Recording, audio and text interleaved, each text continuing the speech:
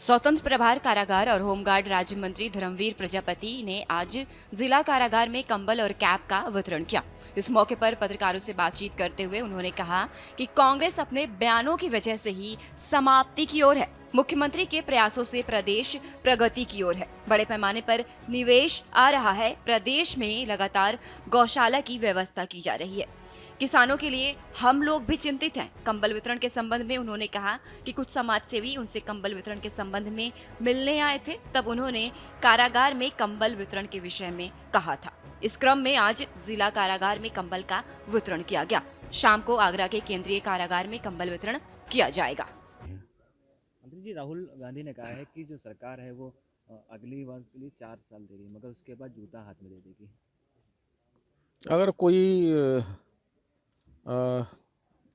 Party के अगर मुखिया राष्ट्रीय अध्यक्ष रहे हैं वो, और इस तरह का अगर बयान देते हैं, और मैं मानता हूं कि ऐसे ही बयानों के कारण कांग्रेस देश से धीरे धीरे समाप्ति की ओर जा रही है। ये मैं कह सकता हूं कि नौजवानों का अपमान है। इस तरह से नहीं करना चाहिए और नहीं कहना चाहिए। सीएम योगी निवेश के लिए लगातार दौरे कर रहे हैं। अखिलेश यादव समाजवादी पार्टी के तमाम बड़े नेता इस पर विरोध कर रहे हैं।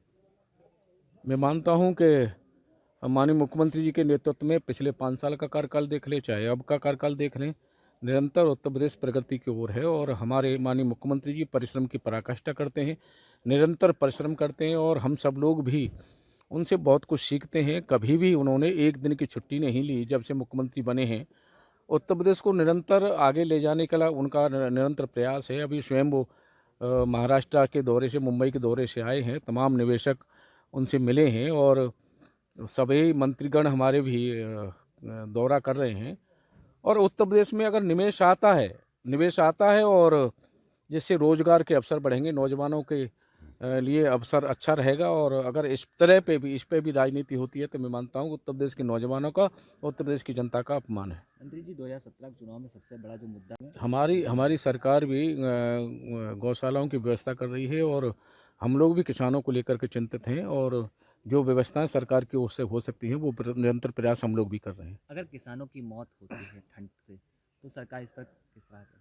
हम बता रहे हैं कि किसानों के प्रति हम भी गंभीर हैं। और किसान ही नहीं है, उत्तर प्रदेश की जनता ने हमें दोबारा सत्ता में मौका दिया है, तो उत्तर प्रदेश की जनता के लिए हम पूरी तरह से सुरक्षा और समृद्धि के लिए वचनबद्ध हैं, और पूरी तरह से हम उनके साथ हैं। कल हमें कुछ समाज सेवी मिले थे, और उन्होंने कहा था कि हम कंबल बांटने हैं। हमने उनसे एक राय दी कि अगर कंबल ही बांटने हैं, तो जो कैदी हैं, बहुत से कैदी ऐसे होंगे जो जिनके परिजन मिलने नहीं आते उनसे।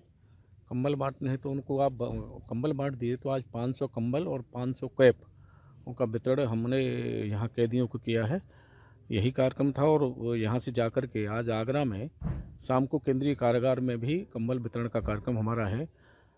सर्दियाँ बहुत बढ़ रही है, और परसों हमने एक समीक्षा बैठक लखनऊ में बुलाई थी। उसमें भी हमने सभी अधीक्षकों से कहा है कि सर्दियों में कैदियों का विशेष ध्यान रखा है। धीरे धीरे कोरोना बढ़ रहा है, तो वो भी व्यवस्थिति से सबको बताया और कहा कि कोरोना से भी बचाव करना है और सर्दियों से भी बचाव करना है। इसी के तहत ये कार्यक्रम था।